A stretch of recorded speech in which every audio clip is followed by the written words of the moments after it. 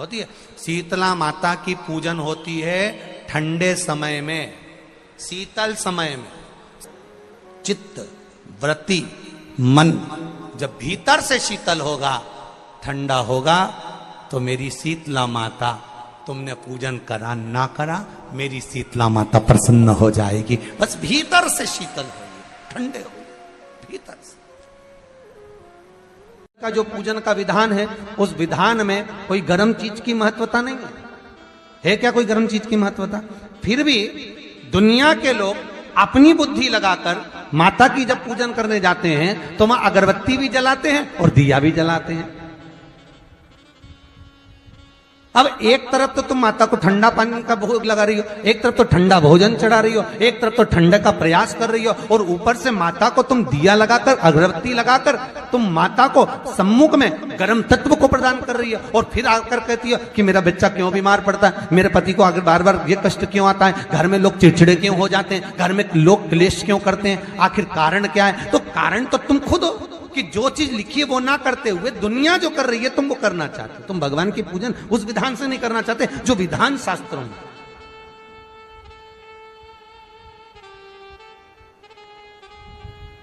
जो शास्त्रार्थ विधान कहता है।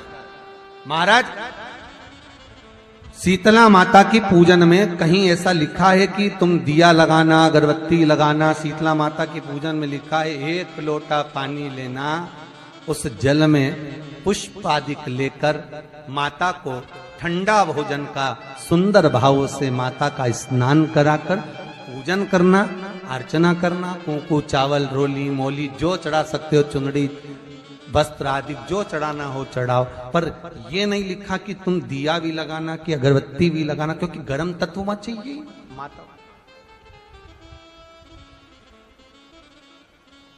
वो शीतल है, शीतला।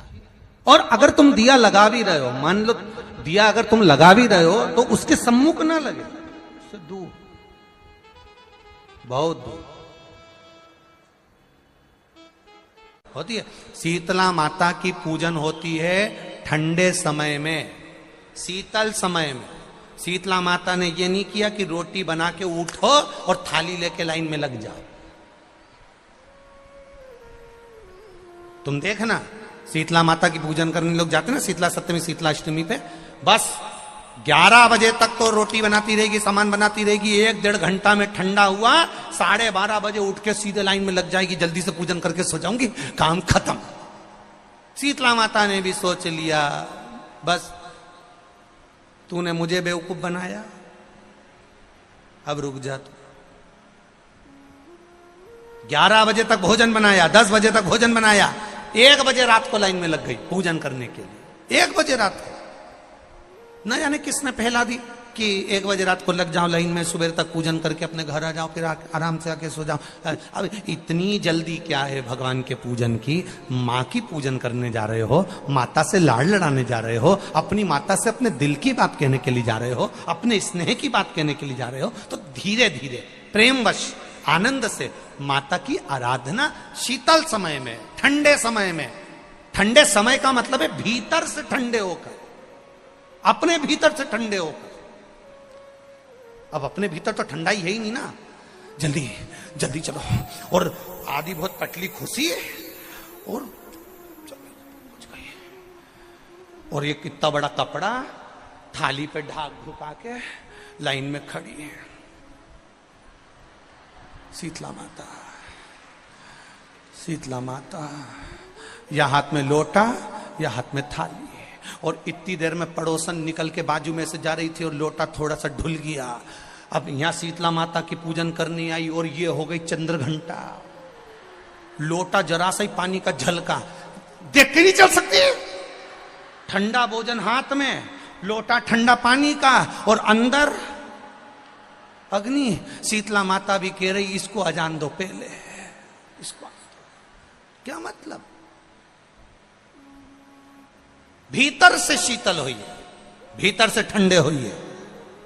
चित्त वृत्ति मन जब भीतर से शीतल होगा, ठंडा होगा, तो मेरी शीतला माता, तुमने पूजन करा ना करा, मेरी शीतला माता प्रसन्न हो जाएगी। बस भीतर से शीतल होइए, ठंडे होइए। भीतर से। नीम के वृक्ष को स्वयं देवी का प्रतिबिंब माना जाता है। नीम के वृक्ष को स्वयं माता का प्रागट्य उत्सव माना जाता है। नीम के वृक्ष को स्वयं देवी का भाव वर्णित किया जाता है। और बहुत सुंदर बात है महाराज जी, जिसके शरीर में माता निकल गई हो, दाने दाने पड़ गए हो पूरे शरीर में, बुखार भी बहुत तेज आ रहा हो और पूरे शरीर में माता जी निकल गई हो, एक लोटा पानी जिसके शरीर में माता जी निकली है उसके पास में रख दो और वो पानी उठाकर नीम के पेड़ में उस व्यक्ति के ऊपर से 7 बार उतार के नीम के पेड़ में डाल दो। 3 दिन के अंदर उसकी माता जो शरीर में निकली हुई है, दाने दाने पड़े हुए हैं, जो बुखार बहुत तेज आ रहा है, उसमें धीरे धीरे आराम मिलना प्रारंभ हो जाता है। यहां तक शास्त्र कहता है कि किसी व्यक्ति को अचानक बहुत तेज बीमार आ गया, बहुत तेज बुखार आ गया, या एकदम,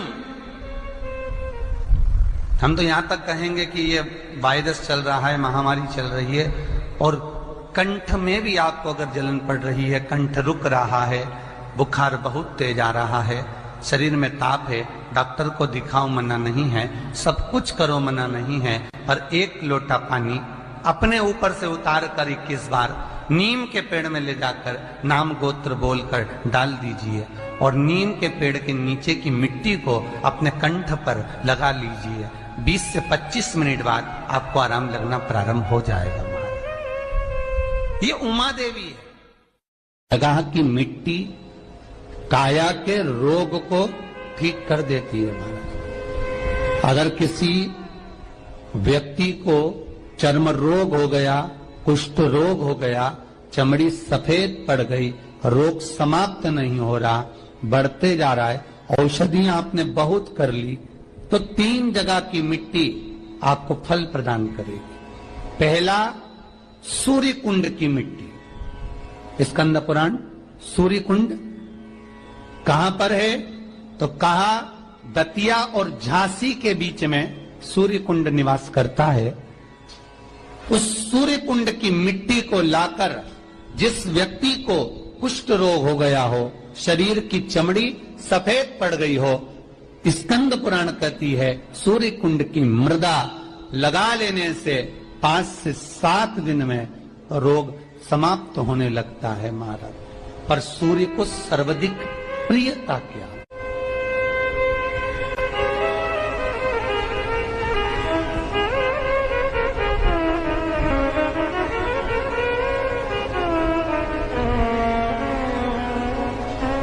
सर्वाधिक प्रियता सूर्य को क्या? क्योंकि सूर्य तपता है, तो उस तपन को मिटाने के लिए सूर्य देवता के शरीर पर गाय का घृत मला जाता है।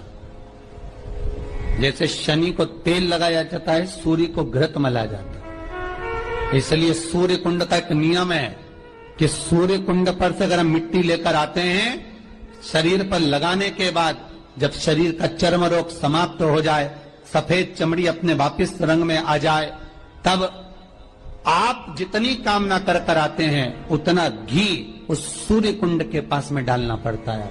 1 किलो, 2 किलो, आधा किलो, 250 ग्राम, 25 ग्राम, 50 ग्राम, जो आपने कामना करी है उतना चढ़ाना पड़ता। पर वो घी गाय का होना चाहिए और उस घी का प्रयोग कोई नहीं कर सकता, इसलिए गाय का होना चाहिए। और उस घी का प्रयोग कोई नहीं कर सकता, इसलिए आज भी स्कंद पुराण में तो केवल सूर्य कुंड का वर्णन है, घृत का वर्णन है, पर स्थान आज भी झांसी और दतिया के बीच में जो सूर्य कुंड विराजमान है, आज भी वहां पर कुंड के पास में एक घी का कुआं है जिसमें घी डाला जाता है, पर उस घी का प्रयोग कोई दुनिया का व्यक्ति नहीं कर सकता। जो करता है वो शरीर में फपोले पड़ जाते हैं और बाद में सड़कर मर जाता है।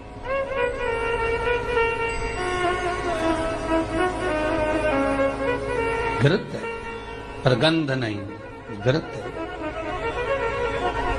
3 जगह की मृदा जीव को सुख का अनुभव कराती है। पहला सूर्य कुंड, महाराज दूसरा वर्णन करा है, जिस स्थान पर गौ माता को बांधा गया हो और गाय अपने बछड़े को, बछिया को जन्म देती हो, उस स्थान पर उसकी मिट्टी, उसकी मृदा, उस जगह की रज, जब मकान का मुहूर्त होता है, दुकान खोली जाती है, दुकान बनाई जाती है, दुकान में कोई अग्नि का प्रवेश हो, उससे पहले जहां पर गाय ने अपने बछड़े को जन्म दिया हो, बच्चे को जन्म दिया हो, उस स्थान की मिट्टी उस भूमि पर लेपन कर दी जाए तो जिंदगी में कभी संपदा की कमी नहीं हो सकती महाराज। ये दूसरी मृदा। एक शीतल आरती होती है, मेरी जीजियों बड़े सावधानी से सुनिएगा। एक शीतल आरती होती है। कभी अगर तुम्हारे जीवन में अगर कभी तुमको ऐसा लगे कि रोग बड़ा भारी हो चुका है और बहुत भारी रोग मुझे घेरता जा रहा है, या डॉक्टर को दिखाने जा रहे हो और तुम्हें ऐसा लग रहा है कि डॉक्टर कोई बड़ी बीमारी बताएगा, तो उस समय पर शीतल आरती का प्रयोग करें। एक पुष्प हाथ की हथेली में रख लीजिए, एक पुष्प हाथ की हथेली में रख लीजिए, और यहां तक शास्त्र कहता है अगर हो सके तो आंकड़े का अगर पुष्प मिल जाए, तुम्हारे यहाँ क्या बोलते हैं उसको, मंदार का फूल, आंकड़े का फूल, अकौए का फूल, जो शंकर भगवान पे चढ़ता है, छोटा सा होता है, घुंघरू जैसा होता है वो, उसको तुम्हारे यहाँ क्या बोलते हैं हरियाणा में?